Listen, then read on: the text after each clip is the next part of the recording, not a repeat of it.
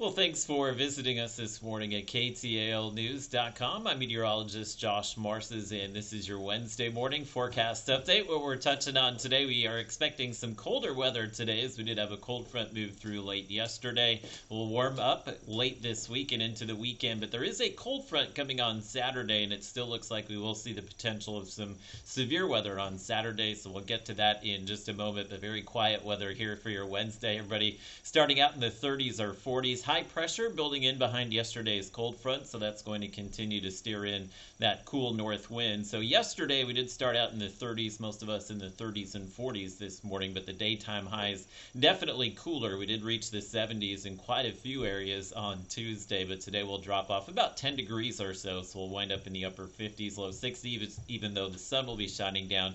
Kind of a chilly day, so just make sure you have a jacket for any of those outdoor plans. Our attention then will shift to the cold front coming in late this week. By Friday night, we'll have a warm front moving across the region. Anytime you get those warm fronts out ahead of a cold front, we could definitely see some hail with a few of the storms here north of I-30 Friday night, but it looks like thunderstorm activity will be at a minimum late Friday, but it's Saturday, the day that we're expecting some more widespread thunderstorm activity, and it's starting to look like maybe the best setup for severe weather will be further to the east here. So I think in the Arklatex, in Arkansas and Louisiana, those are the most likely areas that we would see severe weather midday Saturday, but we can't rule out some strong to severe storms, especially in Oklahoma and deep east Texas. And as we always see, wind and hail will be a threat, but actually with this next system, there is a significant amount of wind shear, so we could definitely see a few tornadoes as well. So a lot to follow here as we continue through the week. The timing of the storm still not set in stone, but we'll kind of run you through that here on Futurecast as we go through the day today. Plenty of sun out there. We'll begin to see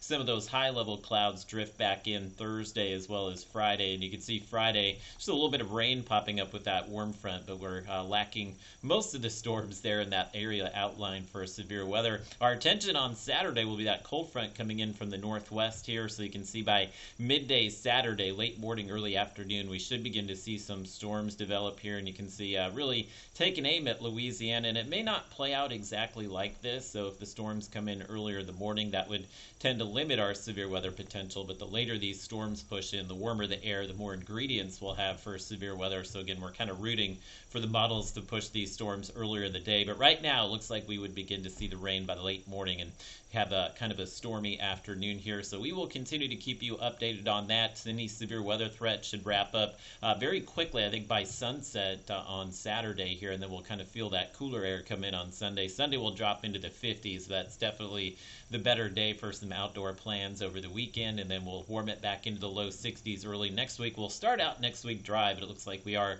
going to see maybe a few rainy days to close out next week.